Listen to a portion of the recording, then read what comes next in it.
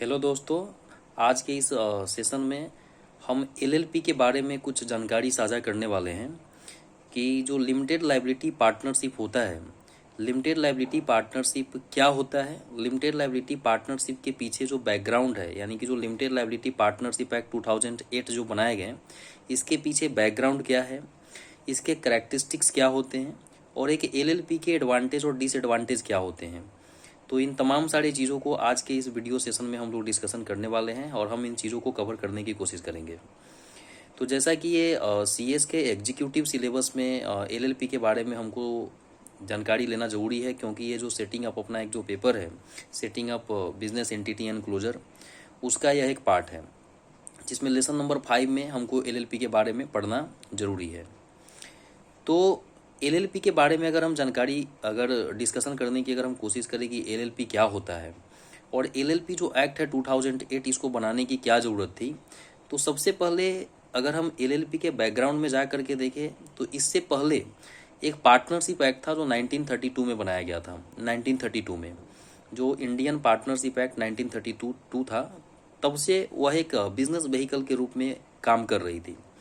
लेकिन जैसा कि आप जानते हैं कि पार्टनरशिप एक्ट में कुछ खामियां हैं, कुछ कमियां थी, जिसको क्या हुआ कि दूर करने के लिए कहीं ना कहीं ऐसा लेजिस्लेटर को लगा कि हमें अब एक ऐसा अल्टरनेटिव ढूंढ के लाना पड़ेगा, एक अल्टरनेटिव बिजनेस व्हीकल ढूंढ के लाना पड़ेगा जिससे क्या हो सके कि जो पार्टनरशिप एक्ट में जो कुछ कमी है उसको हम दूर कर सके।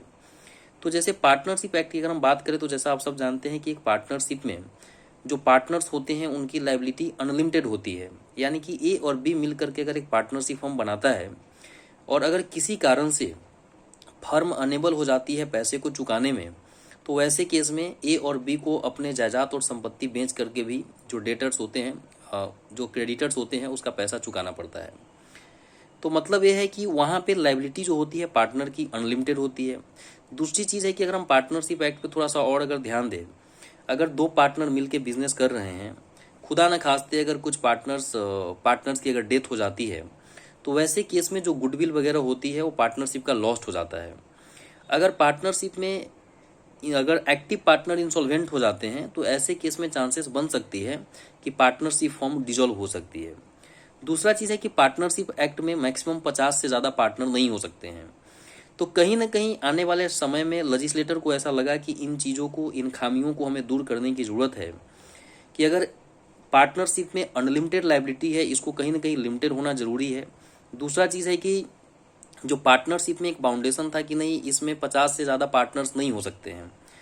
तो इन सब चीज़ों को, इन सब कमियों को दूर करने के लिए 2008 में इंडिया में लिमिटेड लायबिलिटी पार्टनरशिप एक्ट के नाम से एक कानून बनाया गया और उसके अंतर्गत एलएलपी के सारे प्रोविज़न को उसमें कवर किया गया कि अगर हमको एलएलपी बनाना होगा तो how we can incorporate LLP, उसके बाद उसकी फंक्शनिंग कैसे होगी, उसको चलाया कैसे जाएगा, और उसके बाद है कि अगर हमको एलएलपी में फर्दर कोई चेंजेस लाना है, कुछ अगर ऑल्ट्रेशन करना है तो कैसे करेंगे, और अगर हमको एलएलपी को बंद करना होगा तो कैसे करेंगे।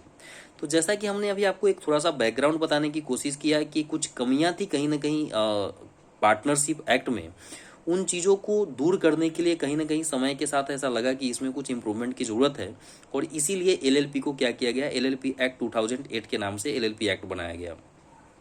एलएलपी को अगर हम और अगर समझने की कोशिश करें कि एलएलपी मीन्स व्हाट, तो वह एक ऐसा पार्टनरशिप बिजनेस फॉर्म है जिसमें पार्टनर्स की लायबिलिटी लिमिटेड होती है। मतलब एक तरफ ये पार्टनरशिप भी है और एक तरफ इसमें मेंबर्स, इसके जो पार्टनर्स है उसकी लायबिलिटी लिमिटेड है। मतलब एक जो एलएलपी है वो कहीं ना कहीं पार्टनरशिप और कंपनी का मिलता जुलता रूप है। यानी कि हम ऐसा कह सकते हैं कि LLP is nothing just a hybrid form of partnership and company.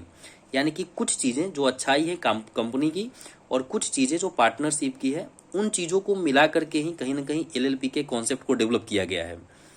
तो जैसा कि अगर हम एलएलपी के बारे में बात करें, नाम से ही स्पष्ट हो जाता है, लिमिटेड लायबिलिटी पार्टनरशिप, यानी यह एक ऐसा पार्टनरशिप होगा जिसमें पार्टनर्स की लायबिलिटी लिमिटेड होगी। यहाँ पे पार्टनर्स की लायबिलिटी अनलिमिटेड नहीं होगी, लिमिटेड होगी।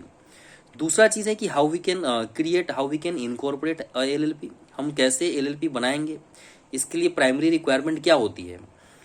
तो जैसा कि हम पार्टनरशिप में भी जानते हैं कि एक पार्टनरशिप फर्म बनाने के लिए कम से कम 2 लोगों की ज़रूरत होती है, वैसे ही एलएलपी में भी एलएलपी बनाने के लिए कम से कम 2 पार्टनर की जरूरत होती है, कम से कम 2 पार्टनर्स होने चाहिए।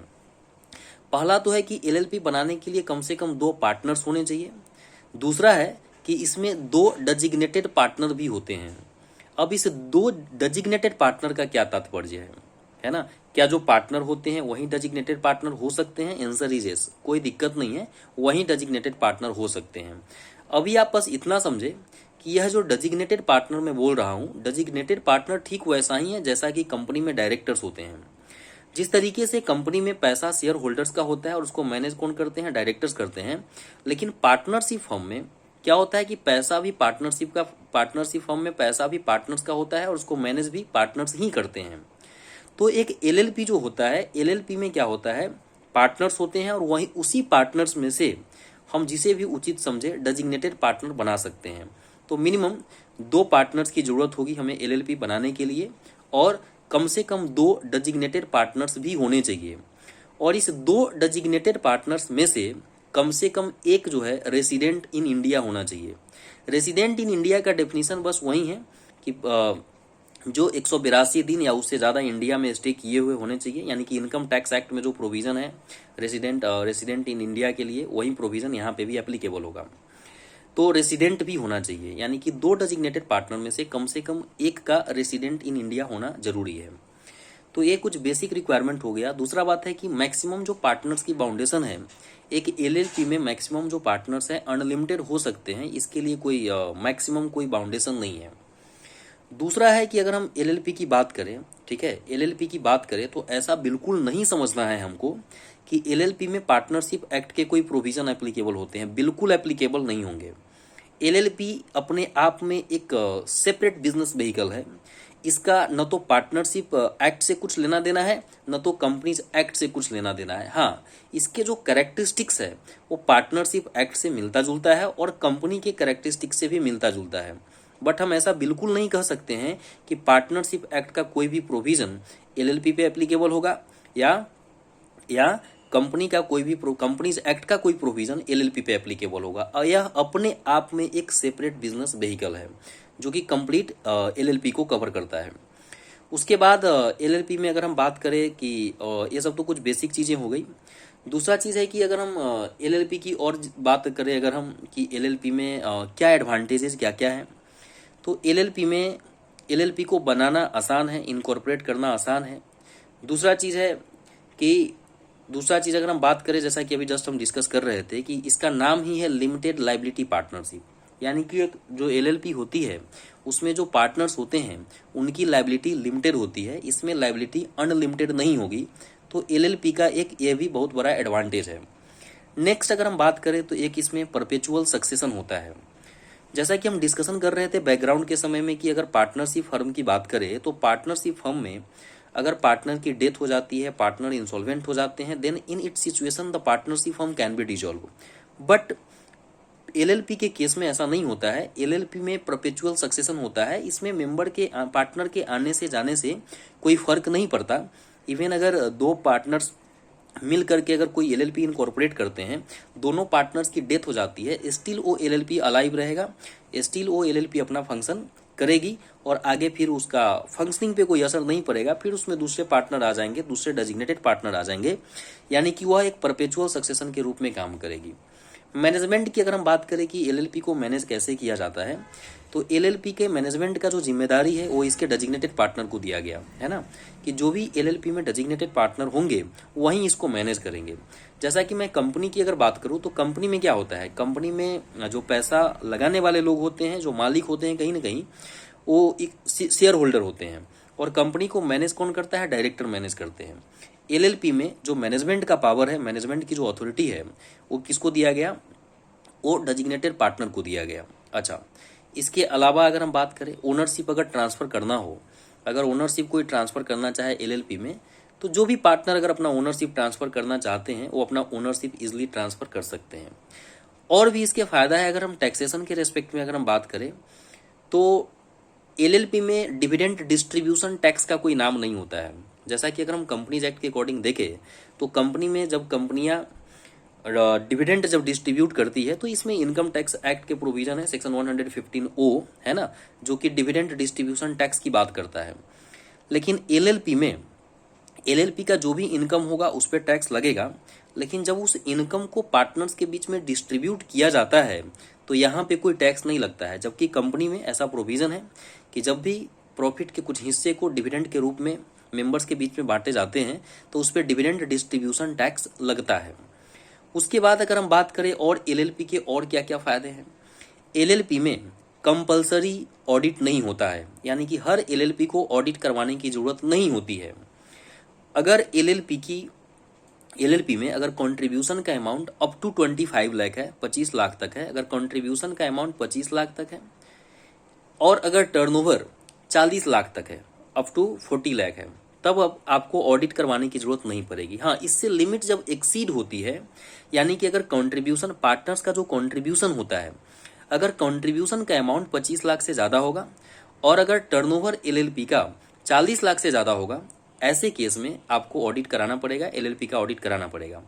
लेकिन अगर हम इस बाउंडेशन, इस लिमिट के अगर अंदर है तो हमें ऑडिट करवाने की ज़रूरत एलएलपी के केस में नहीं पड़ती है। तो एक ये भी एडवांटेज है, क्योंकि ऑडिट हम करवाएंगे तो लाजमी है ऑडिटर की फीस बनेगी। तो अगर अप टू 25 लैक्स है contribution of the LLP, then there is no requirement. And up to अगर 40 लैक्स टर्नओवर है एलएलपी का, उस केस में भी हमको एलएलपी का ऑडिट नहीं कराना पड़ेगा। लेकिन हमको ये ध्यान रखना है कि अगर किसी एलएलपी में कंट्रीब्यूशन 20 लाख है, लेकिन अगर टर्नओवर उसका 40 लाख से ज़्यादा हो जाएगा तो हमें उसका ऑडिट कराना पड़ेगा। दूसरी बात है कि टर्नओवर अगर 20 ही लाख है, लेकिन अगर कंट्रीब्यूशन का अमाउंट 25 लाख से ज़्यादा है तो भी ऑडिट हमको करवाना पड़ेगा। यानी कि इस दोनों लिमिट में से कोई भी एक अगर क्रॉस होता है, उस केस में उस एलएलपी को ऑडिट कराना कंपल्सन हो जाता है। But up to certain extent ये क्या है, एडवांटेज है एलएलपी के लिए कि उसको ऑडिट नहीं करवाना होता। कंप्लायंस भी अगर हम एलएलपी के पार्ट से अगर देखें, कंप्लायंस की बात देखिए तो बस फ्यूअर कंप्लायंसेस हैं। अगर हम कंपनीज एक्ट में देखें तो बहुत सारे चीज़ें हैं, बहुत सारे कंप्लायंसेस, बहुत सारे फॉर्म फाइलिंग करना होता है।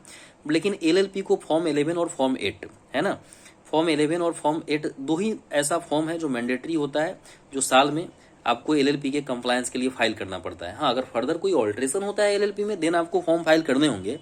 लेकिन अगर कंपलसरी कंप्लायंस के नाम पे देखें तो दो फॉर्म, एक फॉर्म 11 होता है और एक फॉर्म 8 होता है, जो कि एलएलपी को फाइल करना होता है। यानी कि इसमें कंप्लायंसेस भी कम है, कंप्लायंसेस कम है तो लाजमी है उसमें भी हमारा कंप्लायंस कॉस्ट रिड्यूस हो जाएगा, कम हो जाएगा। उसके बाद है कि जो एग्रीमेंट होता है एलएलपी में, जिस तरीके से पार्टनरशिप बनाने के लिए हमें एग्रीमेंट बनाना होता है, उसी तरीके से एलएलपी बनाने के लिए भी हमको एग्रीमेंट बनाना होता है। इस एग्रीमेंट के कंटेंट क्या होंगे, एग्रीमेंट के कंटेंट होंगे कि भाई एलएलपी का नाम क्या है, ठीक है, एलएलपी का नाम क्या है और किन किन चीज़ों को हम कवर करेंगे इसमें।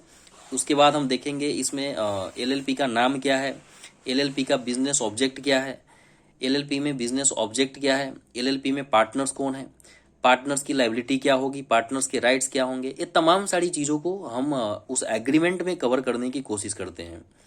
और क्या क्या फ़ायदे हैं एलएलपी के। उसके बाद अगर हम देखें, अगर एलएलपी को बंद करने की बात हो, अगर एलएलपी को बंद करना चाहे अगर पार्टनर्स, तो उसको आसानी से बंद भी कर सकते हैं। तो these are the certain advantages of the LLP जो कि एलएलपी को दिया गया है। और अगेन मैं अगर समराइज करूं तो एलएलपी के लिए सबसे अच्छी बात यही है कि इसे कंपनी के भी जो अच्छाई होती है, जो कंपनी के एडवांटेज होते हैं, जो उसके अच्छे कैरेक्टरिस्टिक्स हैं, वो भी इसको दिया गया। और एक जो पार्टनरशिप में जो अच्छाई है उसको भी उठा करके दिया गया, जैसे इजी टू इनकॉर्पोरेट है। उसके बाद एग्रीमेंट में आसानी से हम फेरबदल कर सकते हैं, पार्टनर को आसानी से इंट्रोड्यूस कर सकते हैं। ये तमाम सारे एडवांटेज एलएलपी के साथ है। इसके अलावा अगर हम कुछ डिसएडवांटेज की बात करें कि एलएलपी के लिए डिसएडवांटेज क्या क्या है, ठीक है, तो एलएलपी के लिए डिसएडवांटेज यह है कि यह कैपिटल मार्केट में एक्सेस नहीं कर सकता है। Capital market that is the stock exchanges, है ना। कैपिटल मार्केट में कभी भी कोई एलएलपी एक्सेस नहीं कर सकता है, यानी कि यह अपने किसी मतलब इसमें तो ऐसे सिक्योरिटीज होता ही नहीं है, तो इसमें सिक्योरिटीज होता ही नहीं है, शेयर्स होता ही नहीं है, जस्ट कॉन्ट्रीब्यूशन होता है। तो इसमें एलएलपी को कभी भी कैपिटल मार्केट पे एक्सेस करने का कोई अधिकार नहीं होता है। यानी कि ये लार्ज लेवल पे अगर हम देखें तो यह ट्रेडिंग वगैरह या नहीं, इसमें संभव नहीं है, पॉसिबिलिटी नहीं है। दूसरा है कि अगर हम और बात करें और क्या क्या डिसएडवांटेज है, तो जब एलएलपी बनाया जाता है तो इनके भी सारे information ministry of corporate affairs के वेबसाइट पे अपलोड होता है, यानी कि पब्लिक डिस्क्लोजर हो जाता है। जब भी आप एलएलपी बनाओगे तो एलएलपी का कंप्लायंस भी आप समय समय पे करेंगे, तो इसमें जो भी इंफॉर्मेशन होता है वो सारा का सारा चीज़ पब्लिक डोमेन में चला जाता है। जिस किसी को भी किसी भी एलएलपी के बारे में अगर कोई जानकारी इकट्ठा करना है तो वो आसानी से एमसीए के साइट पे जा करके पेमेंट करना होता है, और पेमेंट करने के बाद उस सारे एलएलपी का क्या कर सकते हैं, जो भी इन्फॉर्मेशन की रिक्वायरमेंट है हम उस सारे इन्फॉर्मेशन को वहाँ से डाउनलोड करके देख सकते हैं। तो यह एक डिसएडवांटेज